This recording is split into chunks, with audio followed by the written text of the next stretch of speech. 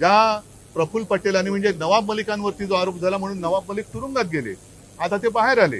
त्यांना आता म्हणजे त्यांच्यावरती त्यांनी गोमूत्र असं कोणतं गोमूत्र शिंपडले की ते नवाब मलिक स्वच्छ झाले, सुचिरभूत झाले.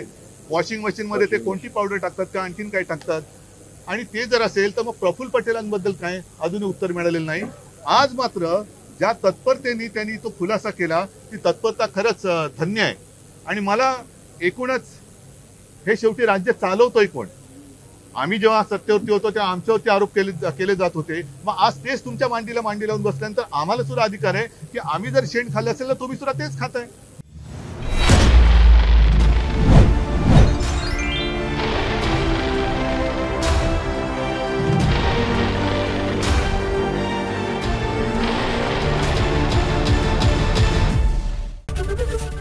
एबीपी माझा, उघडा डोळे बघा नीट.